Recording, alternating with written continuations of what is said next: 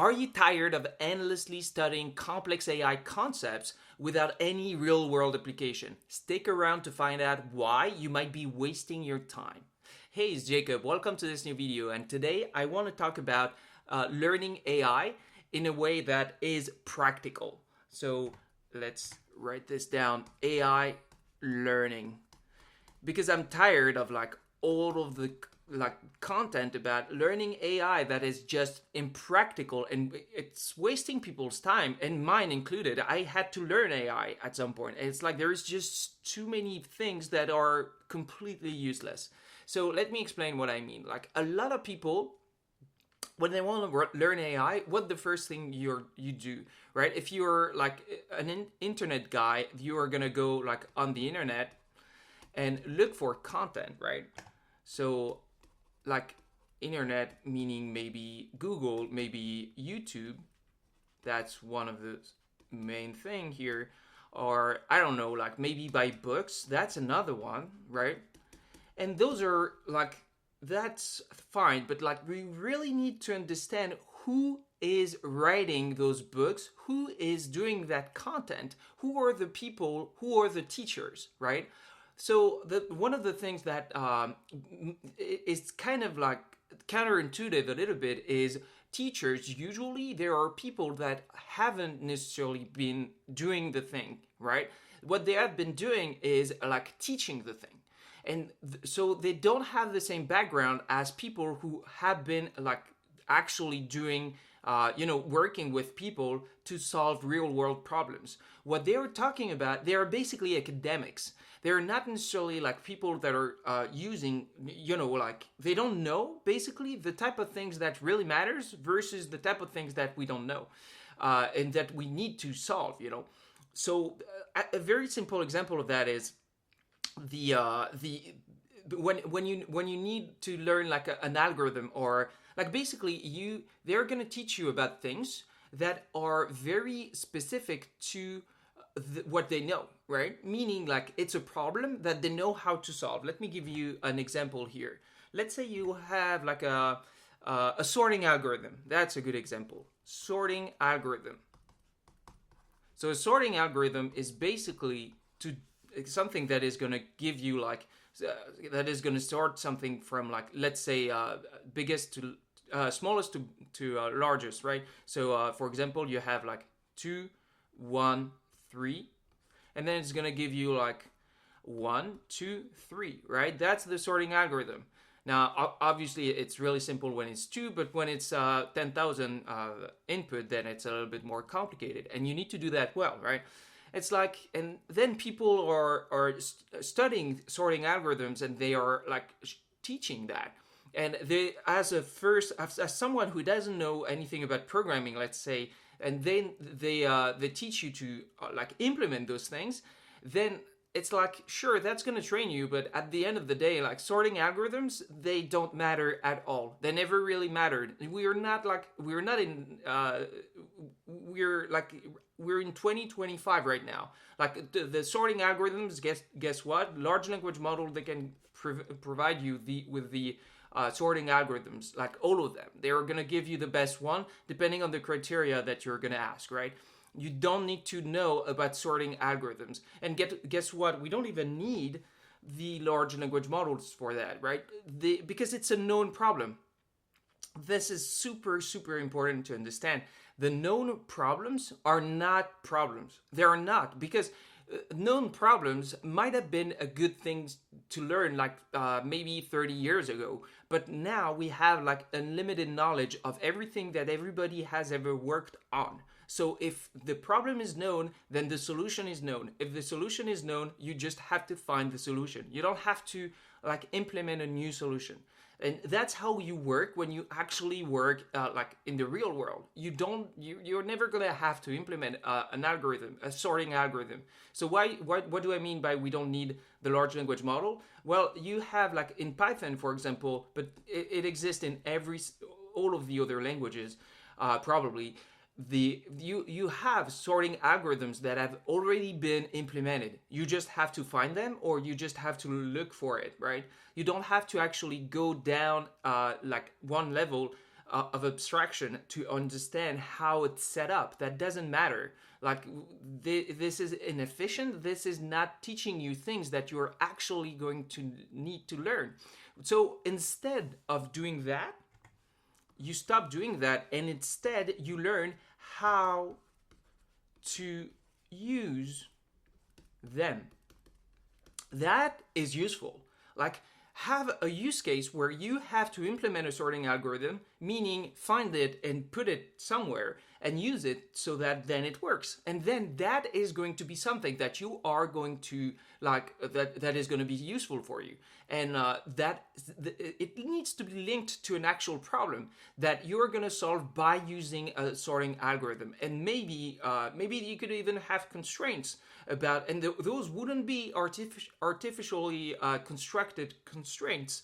These would be actual constraints. For example, maybe you need to reduce latency because you don't want to have, like, if you have 10,000 value as an input, maybe you want it to be fast. And if you want it to be fast, then you are probably going to need like a sorting algorithm that is not dumb, that is pretty smart, and that is going to sort things so that it reduces the time to do that as much as possible. And then you're learning about like all the trade-offs between all the sorting algorithms, right? That is a very different type of learning than just learning how to implement a sorting algorithm. And that type of learning you're going to actually need in the real world. Now we're talking about things that actually matter.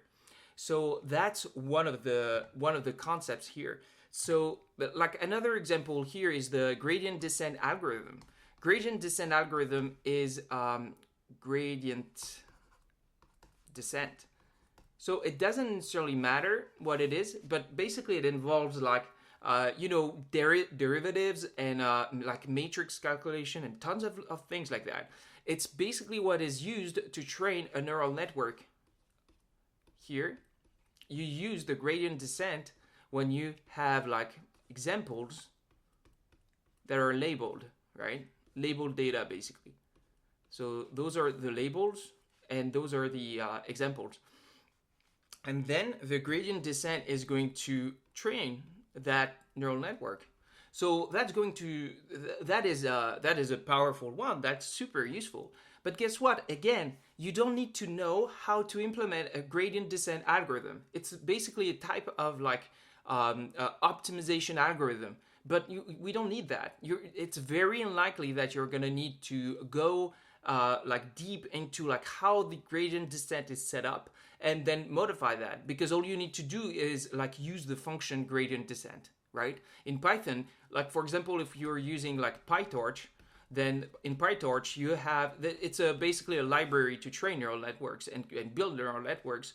All you need to do is use like the thing that is going to say like basically train a neural network. Right? It's like one function. You don't even need to know that it is the gradient descent algorithm. You just need to train the neural network.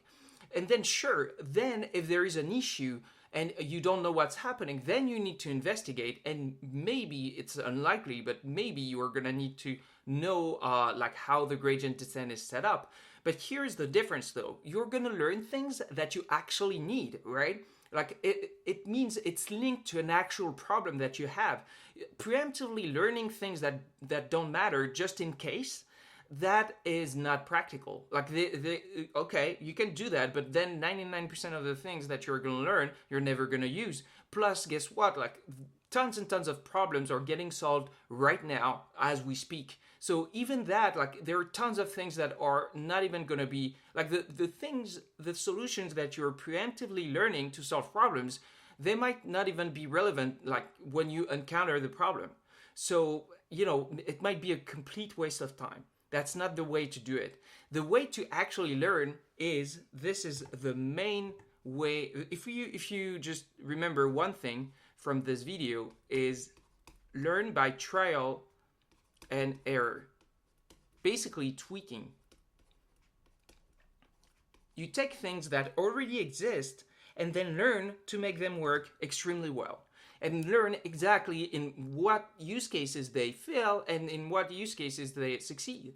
because it's like learning how to a large language model, how to set up and create a large language model. Well, that doesn't, who cares? Who cares about that? You're never going to use that. And even if you knew how to set up a large language model, you wouldn't be able to do it, because you need like tons and tons of hardware to be able to train the neural networks that are under the hood of a large language model. So it's 100% useless.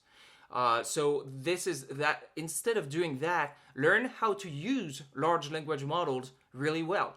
And learn it by like doing actual things that matter for you, right?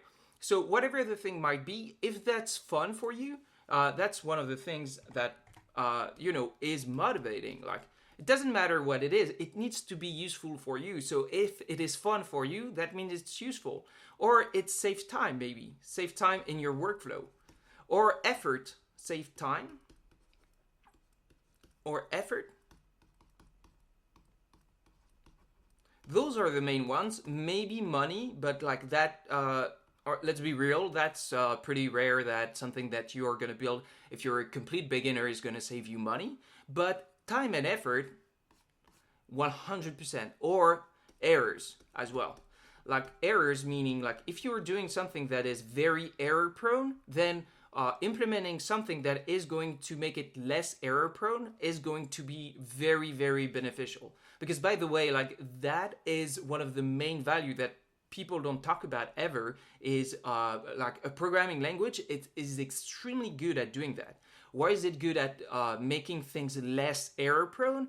Because you leverage every single mistake, meaning that every time there is an error, then you implement something to make sure that if that error happen again, then you handle that edge case, and then it gets settled. Like it doesn't happen again, meaning that you're never gonna have to do the same mistake twice by implementing things into like an actual script, right? Because if you were doing things manually, the equivalent of that would be like having a very, very long checklist that you're gonna always check, and but like you can make errors checking the checklist, right? So it's endless. Like you can't be as reliable as like a program to do whatever the task is, you know. So that's it for this video. If you enjoy this content, and if you want to be part of my contacts, then click on the link in the description. If I want to share something with you, I'll send you an email. Thank you for watching, and see you in the next one.